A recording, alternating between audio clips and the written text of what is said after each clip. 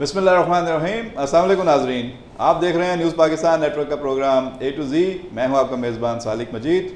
बात होगी आज भी साजिद अजीज़ साहब से और शहजाद चुगताई साहब से। दोनों सीनियर सहाफ़ी तजिया निगार हमारे साथ मौजूद हैं और ज़ाहिर है आपको पता है कि आज सबसे अहम जो ख़बर थी वो AD ख्वाजा की IG के ओहदे पर बहाली थी।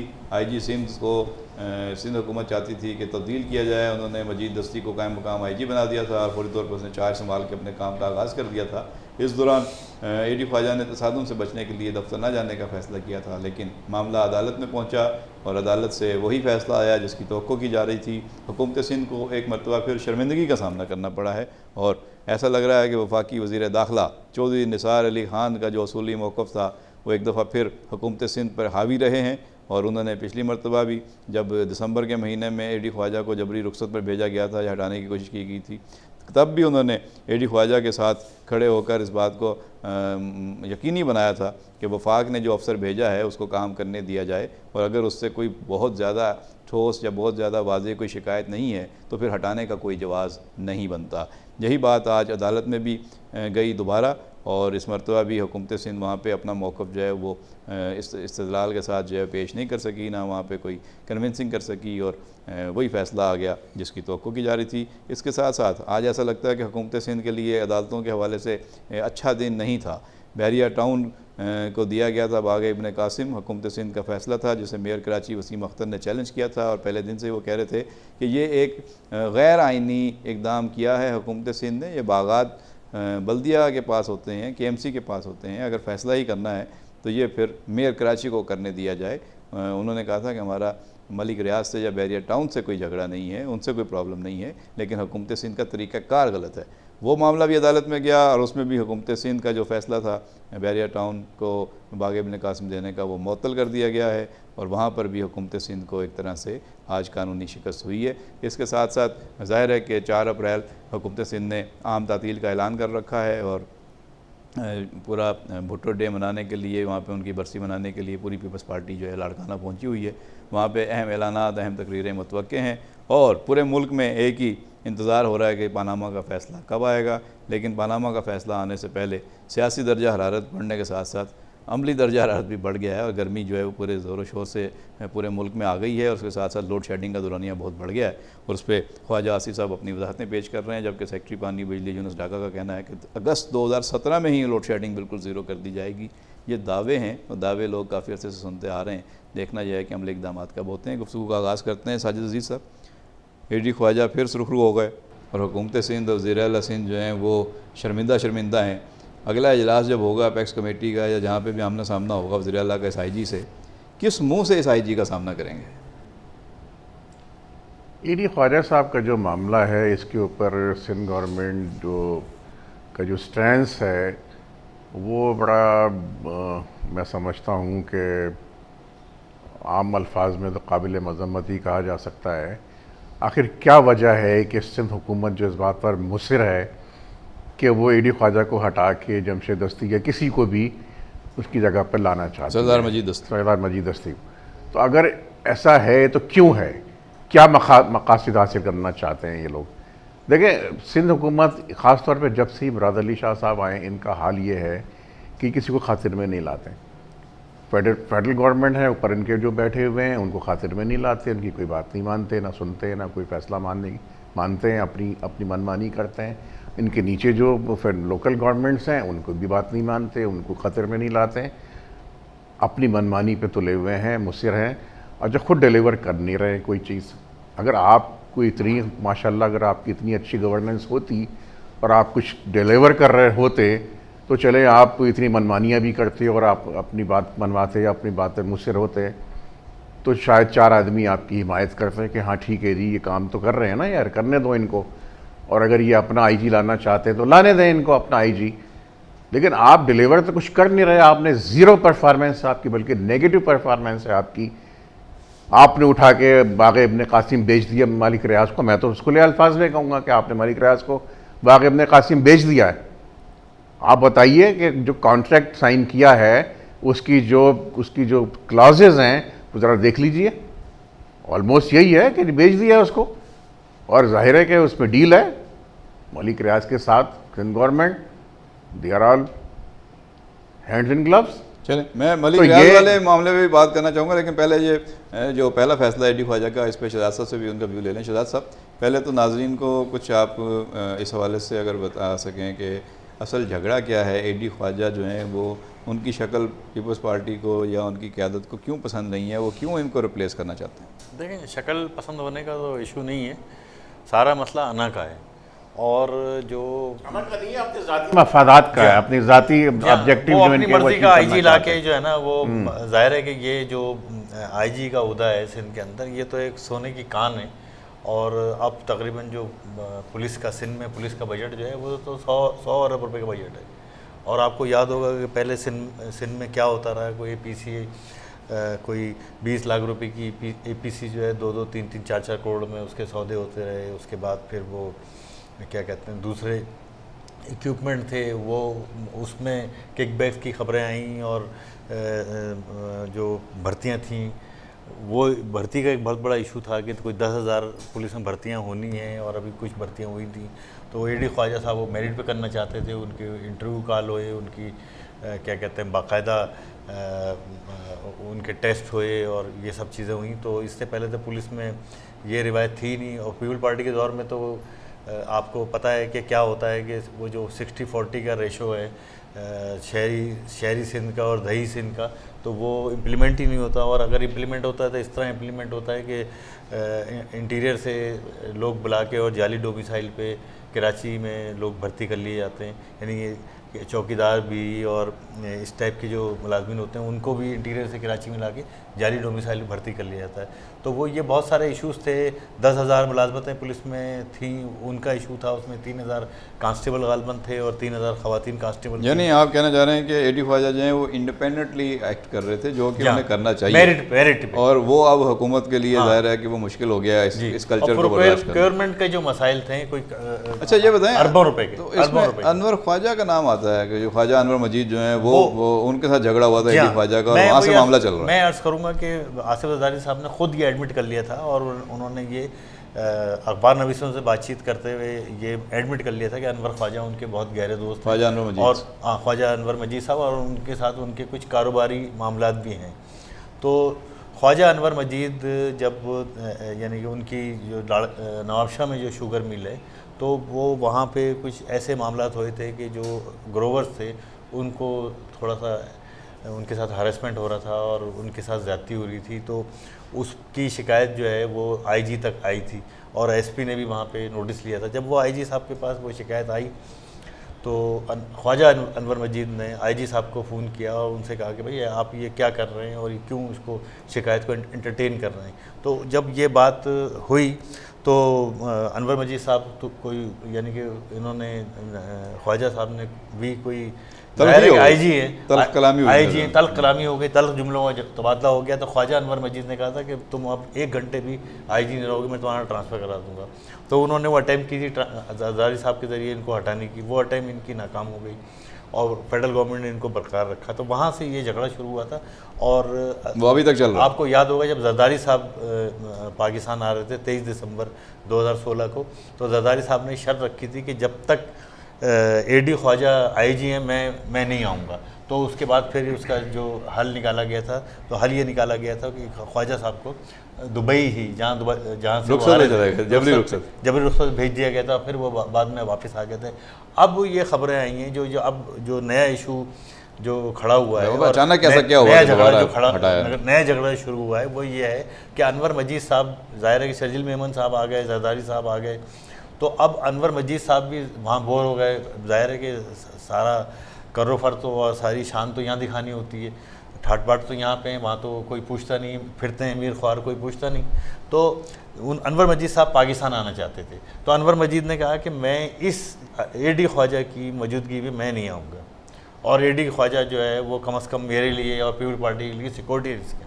तो एडी ख्वाजा जब क्या कहते हैं उनको फिर हटाने के लिए अब ये सारा ड्रामा रचाया गया, मतलब रास्ता साफ किया जा रहा था। रास्ता हमवार किया गया कि साहब वो एक जमात इस्लामी के मुजाहरे पे चढ़ाई कराई गई और ये तासुर दिया गया कि साहब देखें ये तो आईजी साहब नाकाम हो गए इस यानी अच्छा ये आपने पस मंज़र बता दिया। साजिद अजीज़ साहब, एक फ़ैसला आया सुप्रीम कोर्ट का जिसमें कहा गया कि जिन अफसरान को वज़ीर-ए-आज़म ने तरक्कियाँ दी थी उसमें कुछ अफसरान जो हैं वो नज़रअंदाज हुए थे और वो सुप्रीम कोर्ट गए थे। उसकी समाअत करते हुए उन्होंने कहा था कि पूरा अमल दोबारा किया जाए और जो अफसरान जो हैं वो जिनकी शिकायतें हैं उनको भी जो है वो एस्टेब्लिशमेंट डिवीज़न जो है देखे। तो उसमें ये कहा जा रहा था कि आईजी जो हैं इनकी जो तरक्की है ये तनज़्ज़ुली में बदल जाएगी, चीफ सेक्रेटरी सिंध के जो हैं ये तनज़्ज़ुल हो जाएंगे और दोनों आपके जो प्रिंसिपल सेक्रेटरी लगे हुए हैं गवर्नर हाउस में साले फारूकी साहब और सीएम हाउस में नवीद कामरान बलोच साहब, ये भी शायद अपने तरक्की जो है खो बैठेंगे। तो ये सारे लोग वापस जाएंगे, बहुत सारे अफसरान की लिस्ट है। उसको प्रियम करते हुए शायद या उसको जो है वो थोड़ी सी जल्दबाजी कर दी सिंध गवर्नमेंट ने और इनका ख्याल था कि अब ये फैसला आ गया सुप्रीम कोर्ट का तो अब एडी ख्वाजा को फारिग कर देंगे तो अब कोई मसला नहीं। लेकिन वो अभी तक फ़ैसला वज़ीर-ए-आज़म हाउस से या एस्टेब्लिशमेंट डिवीज़न से नोटिफाई नहीं हुआ, इसलिए अभी तक अपनी जगहों पे मौजूद हैं। तो आपको क्या लगता है कि पीपल्स पार्टी इस दफ़ा जो है वो कैलकुलेशन में मार खा गई? एग्जैक्टली ऐसा ही हुआ। लेकिन ये कि उनको देखें आईजी को हटाने की जल्दी थी, वैसे भी ये सुप्रीम कोर्ट का फैसला ना आता तो भी इन्होंने इनको हटाना था, क्योंकि एडी ख्वाजा जो हैं ये पुलिस सर्विस में एक ऐसे ऑफिसर हैं कि जिनकी हमेशा से रेपो अच्छी रही है और इनको अपने मकासद के लिए, अपने वेस्टेड इंटरेस्ट के लिए इस्तेमाल करना इतना आसान नहीं है। जैसे कि उमूमन यहाँ पर बहुत सारे आईजीज़ जो उससे पहले पोस्ट हुए थे उनमें बहुत सारे लोग थे जो कठपुतली के तौर पे इस्तेमाल हुए, लेकिन इन साहब को इतना आसान नहीं था इस तरह से इस्तेमाल करना अपने मकासद के लिए। जैसा कि इन्होंने भी एक वाक़या बताया अनवर ख्वाजा का कि जी जिस तरह से बात हुई उनके साथ और उन्होंने आने से इनकार कर दिया कि जी मैं यहाँ नहीं आऊँगा जब तक एडी ख्वाजा साहब मौजूद हैं। तो देखिए हमारी जो यहाँ पर जो सिंध हुकूमत जो है पिछले कई डेकेड से ऐसा हो रहा है कि जो भी सीएम आता है और जो भी हुकूमत आती है उसका काम सिर्फ यही होता है कि जी अपने ज़्यादा से ज़्यादा अपने ऑब्जेक्टिव अचीव कर लो। उनका कोई काम नहीं होता कि अवामी मसाइल और मामलात जो हैं वही मामलात जो उनको देखना है कुछ उनको मकासद उनका कोई मसला कोई उनको किसी मसले से सरोकार नहीं होता। मैं आपकी बात आगे बढ़ाना चाहूँगा और ये भी पूछूंगा वापस आके ब्रेक से कि ये अगर अनवर मजीद साहब ने या किसी और डिग्निटी ने या किसी भी पीपल्स पार्टी के रहनुमा ने कोई गलत काम नहीं किया हुआ और उसका दामन साफ है तो फिर उसको क्या खौफ है आने से। और कोई भी आईजी बैठा हो, कोई भी पुलिस अफसर बैठा हो, उन्हें तो आके अपना मामला चलाने चाहिए और किसी अफसर से डरना धमना नहीं चाहिए। तो ये क्या वाकई अना का मसला बना लिया गया या ये अना परस्ती है या ये चोर की दाढ़ी में तिनका है? क्या वजह है जो आप पस मंज़र डिस्कस हो रहा था उस पर आप रोशनी डालें? देखिए अनापरस्त तो बहुत है, ये सिंध हुकूमत में जो लोग बैठे हुए अनापरस्त तो बहुत है, लेकिन ये महज अनापरस्ती का मामला नहीं है, इतनी सिंपल बात नहीं है। जैसे शहजाद साहब ने भी मेरी बात से इत्तेफाक किया कि ये महज अनापरस्ती की बात नहीं है। इसमें आईजी की पोजीशन ऐसी होती है कि उससे हुकूमत वक्त को बहुत सारे काम लेने होते हैं। आपको याद होगा कि बेनज़ीर मरहुमा जब होती थी तो उन्होंने अपने दौर में अपने दूसरा दौर था उनका, उसमें बहुत सारे अपॉइंटमेंट तो वो SHO तक के अपॉइंटमेंट खुद करती थी। तो इस हद तक ये लोग जो हैं वो सेंसिटिव हैं इस मामले में। तो आईजी तो आप देखें ना पुलिस का चीफ है पूरे सूबे का, उससे बहुत सारे काम लेने होते हैं, बड़े हिडन एजेंडाज होते हैं लोगों के हुकूमत वक्त के। तो ये आईजी अपने मतलब का नहीं होगा तो कैसे काम चलेगा? आईजी की होती है जी। तो आईजी और फिर जैसा कि पुलिस सर्विस में अभी बहुत सारी हज़ारों की तादाद में वैकेंसीज़ का मामला है, बहुत सारी वैकेंसीज़ खाली पड़ी हुई हैं और बहुत मैसिव बजट है जो कि फेडरल गवर्नमेंट से मिलता है पुलिस सर्विस को। तो ये सारा पैसा जो है इसको साइफन ऑफ करना होता है। आप देखें ये बकौल शहजाद साहब के जी 100 बिलियन का बजट है, लेकिन थाने में तो पेंसिल तक नहीं होती, कागज़ तक नहीं होता लिखने के लिए। पेट्रोल तो महंगी चीज़ है ना, सारा मुल्ज़मान से लिया जाता है। पेंसिल तो 10 रुपए की मिलती है। थाने किस तरह चलते हैं वो तो जुल्फ़िकार मिर्ज़ा बता चुके हैं कि थाने किस तरह चलते हैं, कागज़ जो है दफ्तर किस तरह चलते हैं। अगर वो किसी को कोई सर्टिफिकेट या किसी को कोई वो लिख के देना चाहते हैं, कोई FIR तो वो कागज़ नहीं होते उनके पास, तो वो कहते हैं कि आप वहाँ से फ़ोटो स्टेट करा के ले आओ। हाँ, सही तो वो कह बेचारा जाता है, जो साइल होता है वो बेचारा जो मजलूम, वो जाता है जाके पहले उनको फ़ोटो कापियाँ, अच्छा सिर्फ एक नहीं मंगाते, कहते यार 10-12 10-20 ले आना करवा के। तो उसमें अच्छा, से एक अब कापी तस्वीर का दूसरा पहलू या दूसरा रुख जो है वो भी मैं डिस्कस करना चाहूँगा शहजाद साहब। एक मुंतखब हुकूमत है, मुंतखब वज़ीर आला है, 18वीं तरमीम इजाज़त देती है कि सूबा अपनी मर्ज़ी का एक IG जो है वो लगवा सकता है और 3 नाम भेजेगा वफाक को, उसमें से एक नाम आ जाता है। तो अगर वज़ीर आला या सूबाई हुकूमत अवामी मैंडेट से आई हुई हुकूमत, उसके पास इतना भी इख्तियार नहीं है कि वो अपनी मर्ज़ी का अफसर लगा सके, तो फिर ये क्या इख्तियार आते हैं वज़ीर आला के और सूबाई हुकूमत? देखें, 18वीं तरमीम के बानी खालिक रज़ा रब्बानी साहब हैं और 18वीं तरमीम पीपल पार्टी ही उसका क्रेडिट लेती है। मुस्लिम लीग नून ने आज तक ये क्रेडिट नहीं लिया कि हमने 18वीं तरमीम कराई है। तो ये जो भी मामलात हैं ये 18वीं तरमीम के तहत हैं। ये मतलब कोई फेडरल गवर्नमेंट ने या मुस्लिम लीग ने या चौधरी निसार ने ये कोई मुसल्लत नहीं किया है। ये जो कानून, पहले कानून डिफरेंट था, अब कानून जो ये हो गया है कि भाई ये 3 नाम सूबा देगा फेडरल गवर्नमेंट को, और वो उसमें से एक नाम जो है फेडरल गवर्नमेंट को उसमें उसका इंतखाब करना होता है और वो ओके करना होता है। तो पहले ये था कि पहले फेडरल गवर्नमेंट 3 नाम देती थी और उसमें फिर सूबा अपनी पसंद का एक नाम ले लिया करता था। अब ये थोड़ा डिफरेंट हो गया। तो ये 18वीं तरमीम जो है रिवर्स हो गया पूरा, ये रिवर्स हो गया। तो ये 18वीं तरमीम तो पीपल पार्टी ने ही मंजूर कराई थी, पीपल पार्टी क्रेडिट लेती है और पीपल पार्टी के कुछ बाज़ लोग, यानी आप कह रहे हैं कानून सही है? कानून सही है। बाज़ हल्के ये कहते हैं कि साहब ये तो बड़ी ज़बरदस्त गोरीला कार्रवाई हो गई, यानी 18वीं तरमीम जो मंजूर हो गई, तो ये तो वो कहते हैं कि ये सिंध की इतनी बड़ी कामयाबी है कि किसी को अंदाज़ा ही नहीं है कि अब सिंध तो एक मुल्क है और सूबा जो सारे सूबे ऐसी, सारे सूबे ऐसी ही है 18वीं तरमीम के तहत। तो कभी पता लगेगा कि पाकिस्तान का कातिल कौन था, रज़ा रब्बानी था या पीपल पार्टी थी। ये 18वीं तरमीम बहुत ख़तरनाक है। अगर 18वीं तरमीम पर इम्प्लीमेंट हो गया तो फिर ये मुल्क नहीं बचेगा, पहली बात ये। दूसरी बात ये कि जो 18वीं तरमीम है ना, जो मुजीब के जो 6 नुकात थे वही 18वीं तरमीम है। जो मुजीब ने डिमांड की थी वही बहुत अहम और बड़ी खतरनाक बात आप कर रहे हैं। लेकिन दूसरी तरफ तो ये कहा जाता है कि मुल्क को टूटने से या मुल्क को कमज़ोर होने से बचाने के लिए ही 18वीं तरमीम लाई गई है, ताकि सूबे जो है वो ज़्यादा करता हूँ। देखिए 18वीं तरमीम के इस मुल्क में सिर्फ 4 सूबे नहीं हैं, इस मुल्क में कोई 100 के करीब डिस्ट्रिक्ट भी हैं, अजला भी हैं।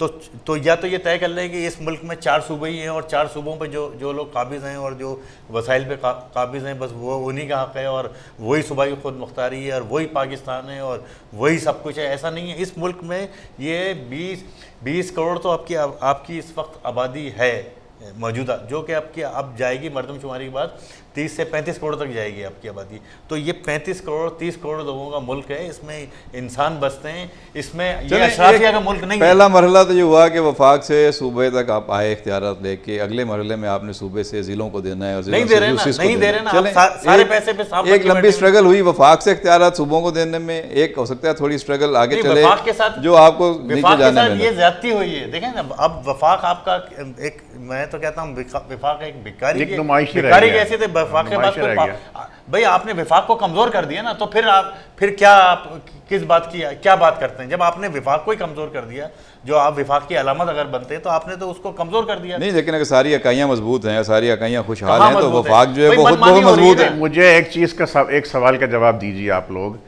कि अगर 18वीं तरमीम जैसी ही तरमीमें लानी थी तो शेख मुजीब के 6 नुकात एजेंडा को मान लेते ना, ताकि मुल्क नहीं टूटता। नहीं, उसमें क्या खराबी थी? उस तजर्बे के बाद ही ये तजर्बा हुआ ना। वो तो अगर हालात क्या खराबी थी हुए होते, मान लेते, ये होता। वो तो हमीदुर रहमान कमीशन रिपोर्ट आ गई होती सामने, तो बहुत सारी वजूहात का अंदाजा हो चुका यही कुछ था ना, तो लोग यही कहते हैं, यही थे, यही दे रहे थे, उन्होंने भी यही डिमांड की थी ना उन्होंने। अच्छा, अब थोड़ा सा मैं दूसरा पहलू भी पूछ लेता हूँ आपसे कि ये जो 3 नाम गए थे जब AD ख्वाजा साहब IG बने थे, तो वो भी हुकूमत सिंध ने भेजे थे और उसमें से एक नाम वफाक ने फाइनल कर लिया था कि आप उस वक्त जब वफाक ने भेजे तो हुकूमत सिंध ने AD ख्वाजा को चुन लिया। अब AD ख्वाजा के आने के बाद हुकूमत सिंध को लगा कि गलती हो गई, ये तो गलत बंदा चुन लिया हमने, अब ये बंदा जो है ये तो गले की हड्डी बन गया है।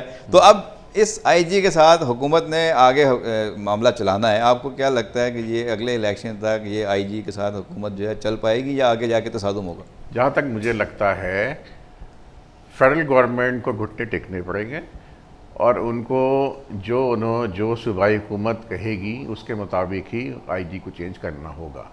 एडी ख्वाजा का मैं नहीं समझता कि बहुत ज़्यादा अरसे तक वो यहाँ अब इस ओहदे इसमें पे। से वफाकी हुकूमत तो साइड लाइन हो गई है। अब तो ये मामला चला गया है Sindh government versus Sindh high court. अब तो अदालत में चला गया मामला। बिल्कुल अदालत में चला जाए, अदालत से फैसला भी आ जाएगा कि जी बिल्कुल सही इंतखाब हुआ है एडी ख्वाजा का, इनको कंटिन्यू किया जाए। आ गया लेकिन फैसला, हाँ। आ गया, ठीक है, लेकिन मैं ये समझता हूँ कि ये सिलसिला चलेगा नहीं, क्योंकि सिंध हुकूमत को अपनी मर्जी का आईजी चाहिए और पीपल्स पार्टी, सिंध हुकूमत का मतलब अब नहीं पीपल्स मिलेगा। पार्टी, अब और नहीं पीपल्स मिलेगा। पार्टी जो है आपको पता है कि बहुत ज़्यादा इस बात पर बैठी हुई है, पुरमुतमईन बैठी हुई है कि जी नेक्स्ट गवर्नमेंट वो बनाने जा रही है। तो और पर मैं ये समझता हूँ कि नवाज शरीफ साहब जो है, फेडरल गवर्नमेंट जो है, वो अब तक तो घुटने टेकते आई है इनके सामने, पीपल्स पार्टी के सामने। ये जितनी रिहाइयाँ हुई हैं लोगों की, ऐसे नामी ग्रामी मुजरिमों की, मुलजिमों की, जो भी आप नाम 5 दें, बड़े केस आए, अयान सबकी। अली के हक में फैसला आया, वो पाकिस्तान से बाहर चली गई। एक एक करके सब हामिद छूट गए। सईद काज़मी के हक में जी। फैसला आया, वो सब छूट आ गए गए। बाहर। उसके बाद जो है शजील मेमन के हक में फैसला आया, पाकिस्तान आ गए। एक फैसला इमरान खान जहांगीर तरीन के हक में भी आया इलेक्शन कमीशन से, और उन्हें नाअहल नहीं करार दिया गया। और उसके बाद फिर डॉक्टर आसिम का फैसला आया, वो उनके हक में आया। अभी तक 5 अहम फैसलों में सारे फैसले मुल्जमान के हक में आए। हक में आए, बिल्कुल है ना। और सबसे जो बिजारे, जिसको मैं कहूँगा हैरत अंगेज़ जो काम हुआ है, वो तो हामिद सईद काज़मी की रिहाई है कि जिस आदमी के ऊपर जुर्म साबित हो गया, उसको कोर्ट ने सेंटेंस सुना दी और वो जेल भी चला गया, उसके बाद उसको जेल से निकाल के रिहा, हार फूल पहना के और पार्स पवित्र बना दिया गया। पहली दफ़ा नहीं हुआ, कई दफ़ा ऐसे हुआ। नहीं, ये आपको याद होगा हकीम सईद केस में साल सजाएं हो गई थी, कई उसके साल बाद में जो है ऐसा वो हुआ है। पूरी सजाएं जो है वो कलअदम करार दे दी गई, सारे लोग, वो केस रिवर्स हो गया। इस तरह के बेशुमार केसेस होते उसमें रहे। ऐसा देखिए, उसमें तो यूँ हुआ ना कि जी इस्तिगासा जो है फाइनली साबित नहीं कर पाई, उसको इस्टेब्लिश नहीं कर पाई कि जी यही मुजरिम थे। नहीं, हाई कोर्ट सजा दे चुकी थी, हाई कोर्ट तक तो साबित किया था इस्तिगासा ने। लेकिन ऐसा भी हुआ है, अगर आप अदालती कार्रवाई और अदालत की बात कर रहे हैं, अदालत की परफॉर्मेंस की बात कर रहे हैं, तो आप देखें ना 17 साल के बाद एक खातून, एक बच्ची, यूनिवर्सिटी, पंजाब यूनिवर्सिटी की एक स्टूडेंट जो है, वो 17 साल के बाद उसको बेगुनाह करार दिया गया। उसका तो कैरियर तबाह कर दिया आपने पहले फैसला देके। वो तो ज़ाहिर सिस्टम की जो कमजोरियाँ हैं तो वो आया सिस्टम की कमजोरियाँ हैं। लेकिन आप एक साहब को, लेकिन ये भी सिस्टम को ही आप दाद दें कि बहरहाल उसको बेगुनाह भी साबित हुई जी। उसकी, ठीक है। अब तो ये उसका तो होता केस है, ऐसा है जिसमें ऐसा तो होता उसका है, लेकिन वो जो मैं नहीं मोहम्मद समझ- अली का पुराना बड़ा डायलॉग था मशहूर कि जज साहब मेरी जवानी वापस करें मेरे साथ। लेकिन मुझे आप ये बताइए वो कैसे वापस होंगे? सईद काज़मी के जुर्म की गवाही देने वाले हमारे यहाँ हज़ारों हाजी बैठे हुए हैं, हज़ारों हाजी, जिन्होंने भुगता है वहाँ पे, जिन्होंने मुसीबत और अज़ाब। चलें, के दिन अगर इस काटे हैं अदालत में वहाँ आप पर, समझते हैं कि मुसीबत जैसे से जैसे भी सही वो है बाहर वहाँ आके इस्तगासा साबित नहीं कर सका, तो उस अदालत में तो फिर फैसला होना ही है। वो तो वहाँ फिर तो वहाँ होना पे ही तो है सबके फैसला। साथ ही फैसला हो जाएगा। जी। अच्छा शहजाद साहब, आपको क्या लगता है किस तरीके से ये सिस्टम आगे चल पाएगा? ये तो कह रहे हैं कि फेडरल गवर्नमेंट घुटने टेक देगी, सरेंडर कर देगी। अभी तक तो चौधरी निसार ने सरेंडर नहीं किया, और चौधरी निसार जो हैं वो डटे हुए हैं, और उन्होंने एडी ख्वाजा का साथ दिया है पहले दिन से। इनकी बात सही है। देखें, ये झगड़ा फेडरल गवर्नमेंट और प्रोविंशियल गवर्नमेंट के दरमियान नहीं है। पहली बात ये झगड़ा प्राइम मिनिस्टर नवाज शरीफ और जरदारी का नाम नहीं है, दरमियान नहीं है। ये झगड़ा सदर पीपल्स पार्टी और मुस्लिम लीग के दरमियान नहीं है, ठीक है तो ना? फिर किसका झगड़ा? ये झगड़ा है चौधरी निसार और सिंध गवर्नमेंट के दरमियान, या चौधरी निसार या मुराद अली शाह के दरमियान, चौधरी निसार अनवर मजीद के दरमियान, चौधरी निसार आसिफ जरदारी के दरमियान। ये जो पीपल पार्टी इतनी चीख रही थी, चिंगाड़ रही थी और आसमान सर पे उठाया हुआ था, और इतनी किरदार कशी ये चौधरी निसार की कर रहे थे, वो गलत कर रहे थे और उसको बुरा भला कह रहे थे चौधरी निसार को।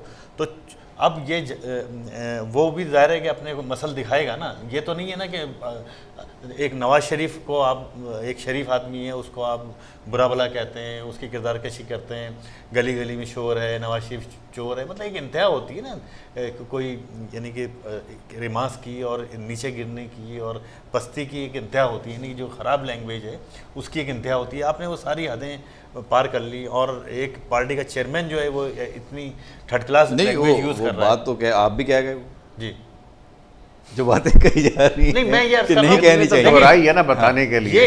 ये झगड़ा जो है ये तो मैं अर्ज कर रहा हूँ, ये इनकी बात सही है। ये झगड़ा है पीपल पार्टी और मुस्लिम लीग के दरमियान कोई झगड़ा नहीं है। वो देखें, वो फ्रेंडली अपोजिशन है, उनके दरमियान जरदारी ने ये बयान तो दे दिया कि आसिफ जरदारी साहब ने बयान दिया कि मुफाहमत की सियासत ख़त्म हो गई, लेकिन ये कि अंदरून खाना मुफाहमत की सियासत जो है वो पहले से ज़्यादा फ्लोरिश कर रही है और दोनों पार्टियों में बड़ा इफ़ाम तफ़हीम है इस मामले में। तो ये दरमियान में आ गए हैं चौधरी निसार।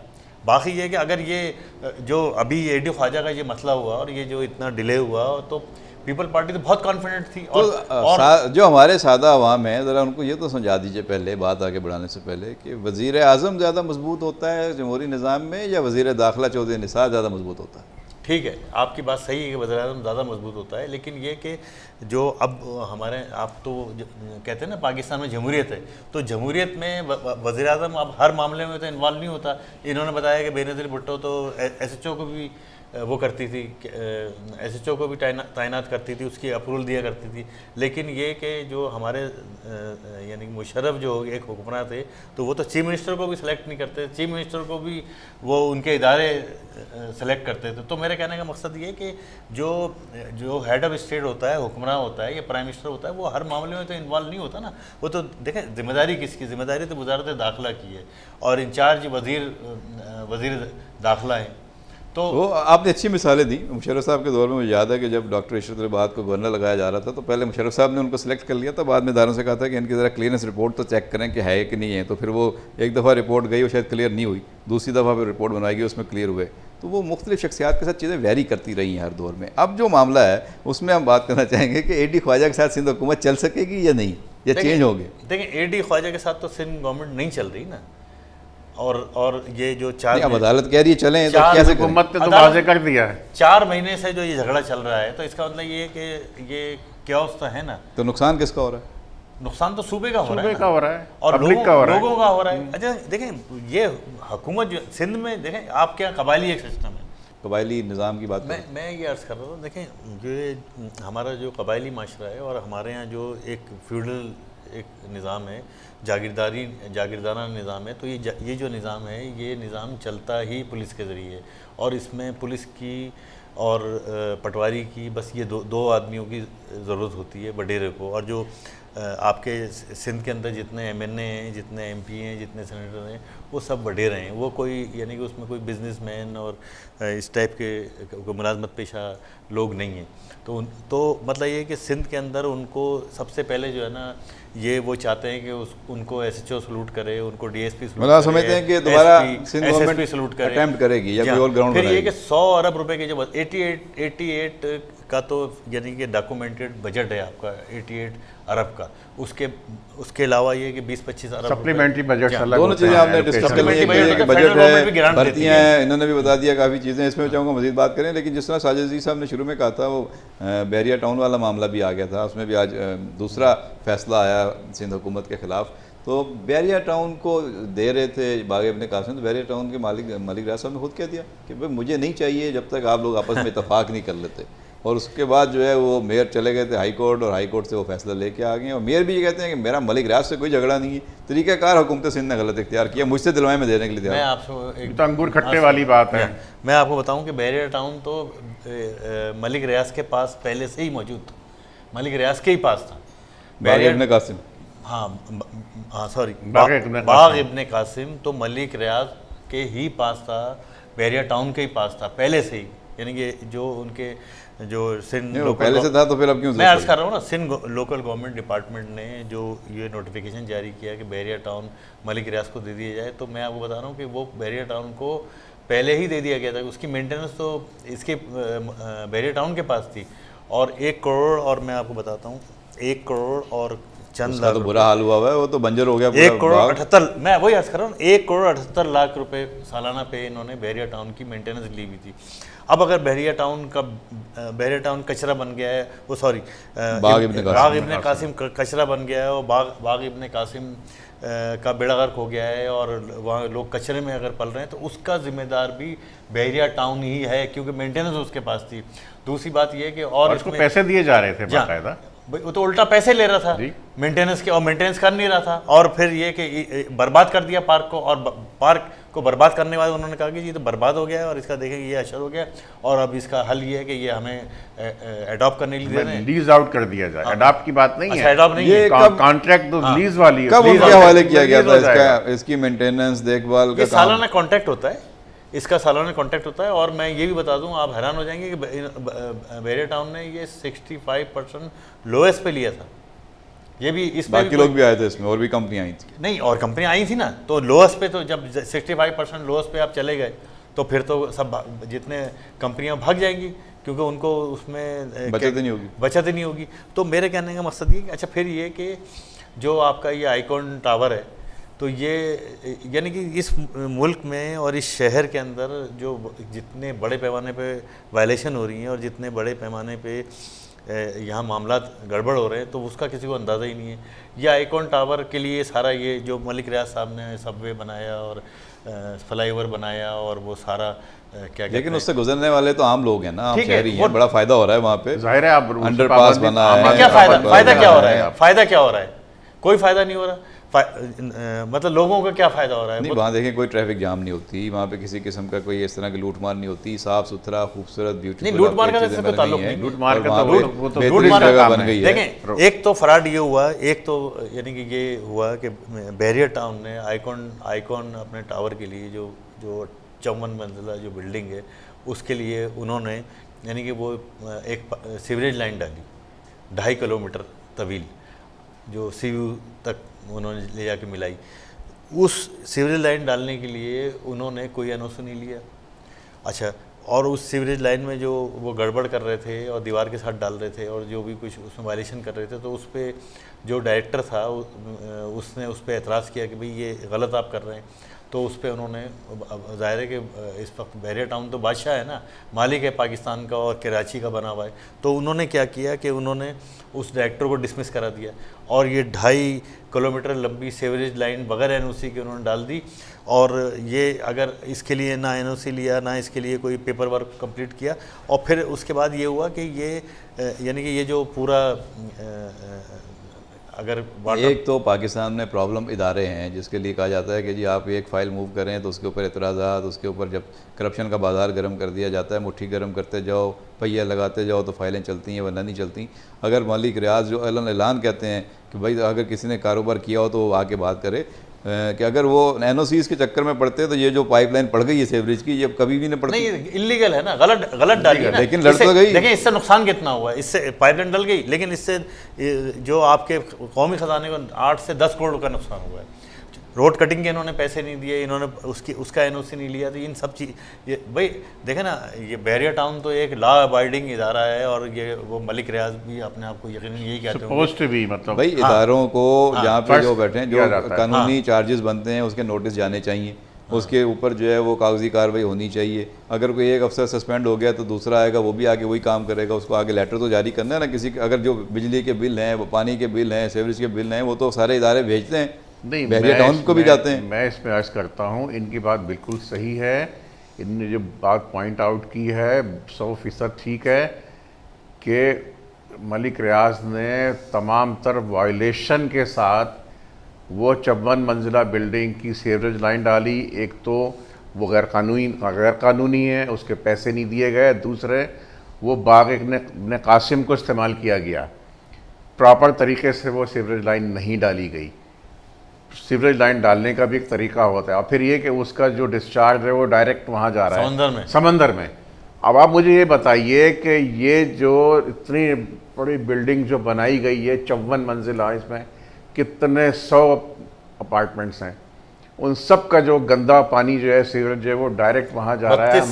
हमारी जो आपने बड़ी अच्छी बात की कि गंदा पानी समुद्र में जा रहा है डायरेक्ट। अभी सुप्रीम कोर्ट के कहने पे हाई कोर्ट ने बनाया था वाटर कमीशन, जिसने तहकीकात की, जिसने देखा कि पाकिस्तान में या सिंध भर में और ख़ासतौर पे कराची में पीने का पानी कैसे आता है, वो ट्रीट होता है या नहीं होता, और उसके बाद ये सेवरेज में कितना जाता है। 650 मिलियन गैलन पानी योमिया जो है वो उन्होंने कहा कि पाकिस्तान कराची में आता है, और 450 मिलियन गैलन पानी यहाँ से सेवरेज का जाता है। अब सेवरेज का पानी जो ट्रीट करना चाहिए था, जिसके लिए बड़े बड़े ट्रीट सही है। प्लांट लगाए गए थे, किसी एक जगह पे भी वो काम नहीं कर रहा। तो कराची का तो सारा पानी समुंदर में जो है बगैर ट्रीट के जा रहा है। तो उसमें अगर मलिक रियाज की एक बिल्डिंग का पानी चला जाएगा तो भाई कौन सी क़यामत आ जाएगी। ये बिल्कुल देखें, अगर आपके गिलास में एक कतरा भी गंदा पानी का चला तो आप पिएंगे गिलास? पानी पी लेंगे आप उस गिलास को?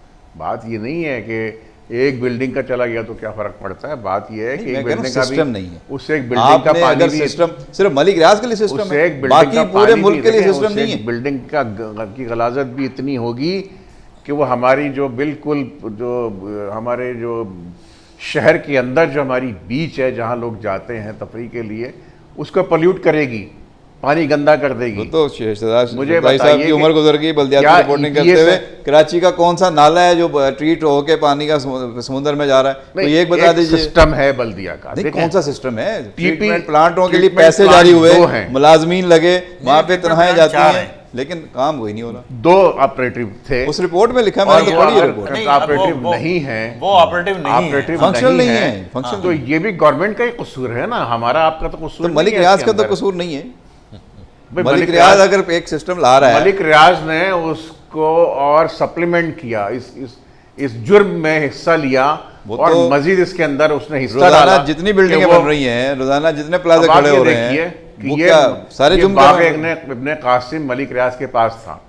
अगर ये इसको अगर इनका कोई नेक मकसद होता, कोई अच्छा इंटेंशन होता, तो ये लहलहाता हुआ ये खूबसूरत इन्होंने सा ये एक इसीलिए बाग था बन ना, चुका बर्बाद होता। करने के लिए लिया था ताकि ये फिर खूबसूरत ये सा कि पार्क हम बन इनका अब वो मकसद ही- बनाना चाह रहे हैं ना उसको डिज्नीलैंड। हाँ, तो अब आप देखिए ना, बनाने नहीं दे रहे। मुझे ये बताइए लेकिन क्यों कि डिज्नीलैंड मलिक रियाज को अगर बनाना है तो सुपर हाईवे पे जाके बनाएं कि मलिक रियाज जमीन खरीदें और उस पर 10 डिज्नीलैंड बना यहाँ तो दें। गरीबों का एक्सेस है ना, यहाँ तो पूरे शहर से अच्छा, लोग आ गरीबों का जाते हैं। एक्सेस है ना, तो आप बाग इब्ने कासिम खरीद लें, चलें।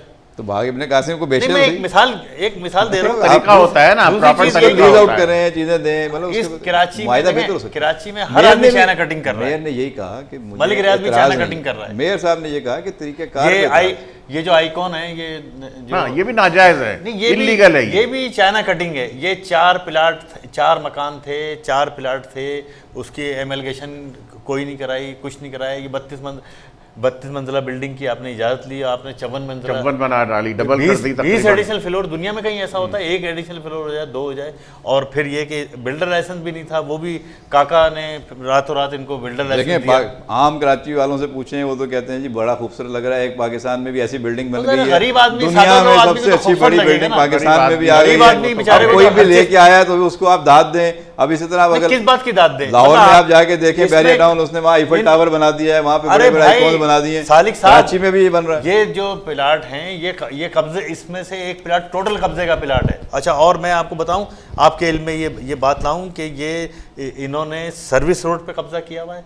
इन्होंने जो है क्या कहते हैं, उसके साथ जो गली है उस पर कब्जा कर लिया है। आप यकीन नहीं कर रहे हैं, हैरान होंगे आप कि इन्होंने मज़ार की ज़मीन पे भी कब्जा कर लिया है। तो वो तो फिर अगर ये उधर लड़ रहे हैं औलिया कराम से, तो फिर तो जाहिर है कि वहाँ से भी इनको खुद ही हिसाब हो जाएगा। लेकिन जिस तरह आप बता रहे हैं, इसके कानूनी तरीके तो होंगे अगर ना। वो एक छोटा सा वहाँ पर अंडरग्राउंड एक वो सबवे बना के और पूरे शहर की ज़मीनों पर कब्जा कर डालें खरबों रुपए की, तो भाई ऐसा सौदा हमें नहीं चाहिए। और ऐसी तरक्की या ऐसी अच्छा, ऐसी मैं आपसे दोनों ऐसी मेहरबानी शहर को नहीं ये चाहिए। बताइए, प्रोग्राम के आखिरी लम्हात में, कि ये एक 54 मंजिला बिल्डिंग बन गई और उसका आपने कहा कि पानी जो सेवरेज का है वो समुद्र में बगैर ट्रीट के जा रहा है, तो मलिक रियाज साहब को और गवर्नमेंट को क्या आप समझते हैं करना चाहिए ताकि ये चीज़ें बेहतर हों? देखिए, एक तो प्रॉपर तरीके से वो सीवरेज लाइन प्रॉपर तरीके से डाली जाए, EPA से उसको अप्रूव उसका करवाया जाए। टैक्स दें, हाँ? टैक्स दें उसपे। बिल्कुल, हाँ, जो कानूनी उसका- टैक्सेस उसके बनते हैं, जो वो टैक्सेस 8-10 हैं, करोड़ रुपए जो बनता है वो वो पे दें। करें। हाँ। बाकी अपने कासिम को जो उन्होंने बर्बाद किया है इतने अरसे में, उसका हर्जाना पे कफ़ारा करें, उसको बनाए प्रॉपर अच्छा, तरीके ये से बताएं, बना किसी ने अभी तक के KMC के हैंडओवर करें। टैक्सेस जनरेट करने के कोई नोटिस भेजे हैं उनको? कितना टैक्स आप पे लगता है, इतनी फीस आपको किसी लगती की है? हिम्मत ही नहीं, कौन भेजेगा? कौन भेजेगा? देखे ना, बिल्कुल, इस सही शहर बात में इस शहर में कानूनी तौर पे जो नए पानी के कनेक्शन है उस पे पाबंदी है। शहर, आपने खुद बताया कि 65 MGD कराची को पानी मिलता है। अब उस 65 MGD 650 मिलियन गैलन पानी। हाँ, यानी योमिया। वही 65 हो गया ना, 65 करोड़। 65 करोड़ गैलन जो है कराची को पानी मिलता है। अच्छा, अब उस 65 करोड़ गैलन में पानी कराची की ज़रूरत पूरी नहीं होती। कराची को ज़रूरत है तकरीबन 110 करोड़ गैलन की ज़रूरत है। तो फिर अब जब इतनी 450 मतलब आधे 45 आधों आध का फर्क कम है है, ना, यानी कि डिमांड में और सप्लाई में। तो अब जब इतनी पानी की शॉर्टेज है तो फिर वाटर सीवरेज बोर्ड, जैसे कि जब गैस की शॉर्टेज हो गई थी तो गैस कंपनी ने नए कनेक्शन बंद कर दिए थे, और जब नए कनेक्शन शुरू किए थे तो वो अशराफिया को या दौलतमंदों को या बाअसर शख्सियात को या सियासतदानों को, चहेतों को नहीं दिए थे, बल्कि वो एक पॉलिसी के तहत उन्होंने कनेक्शन बंद किए थे, एक पॉलिसी के तहत खोले थे। अब हमारे यहाँ क्या है कि एक गरीब आदमी के लिए और एक आम आदमी के लिए तो कनेक्शन बंद है, लेकिन मलिक रियाज को उन्होंने एक फेरियर टाउन में जो है 5 लाख गैलन का कनेक्शन दे दिया डेली का, और एक कनेक्शन उन्होंने सुपर हाईवे 5 लाख गैलन, यानी 10 लाख गैलन मुफ्त उन्होंने, या थोड़े बहुत पैसे भी दिए होंगे मलिक रियाज ने, लेकिन ये कि 10 लाख गैलन पानी आपने मलिक रियाज को चलें ठीक है, क्यों दे दिया? इस पे बात होनी चाहिए, बहस होनी चाहिए कि क्या तरीकाकार है, प्रायोरिटीज़ कैसे तय की जाती हैं। अगरचे कि बैरियर टाउन में भी कराची वाले ही रहेंगे, कराची के लोगों को ही वो पानी मिलेगा, वो चाहे घूम के सुपर हाईवे पे चला जाए या वो इधर क्लिफ्टन आ जाए, पानी वो कराची का ही है, वो कराची की पाइपलाइनों से ही बहता हुआ आएगा और यहाँ पे मिलेगा। लेकिन इसको कानूनी दूसरों को पानी दे रहे हैं, दूसरों को पानी काट के दे रहे हैं। कानूनी तरीक़ेकार से सारी चीज़ें होनी चाहिए, और जो टैक्सेस लगते हैं बैरियर टाउन पे, मलिक रियाज पे, वो उनको पे करने चाहिए। और अगर कहीं पे उन्होंने डंडी मारी है, कहीं पे उन्होंने चोरी की है, कहीं पे उन्होंने कब्जा किया हुआ है, तो उसके ऊपर बात होनी चाहिए। और अगर हमारे अदारों में और एहलकारों में इतनी हिम्मत नहीं है तो ये मामला फिर अदालतों में उठेंगे, और अदालतों में पहले भी जो है वो नोटिस गए हैं और स्टे ऑर्डर आए हैं, और इस पर भी जो है वो चीज़ें आ सकती हैं, और इस पर शहरी जो है यकीनन वो खामोश नहीं रहेंगे और इस पर बात होती रहेगी। आइंदा प्रोग्रामों में इस हवाले से मज़ीद मौका मिला तो गुफ्तगू करेंगे। आइंदा प्रोग्राम तक अपने मेज़बान सालिक मजीद को प्रोग्राम A to Z की पूरी टीम के साथ इजाज़त दीजिए। अल्लाह निगहबान।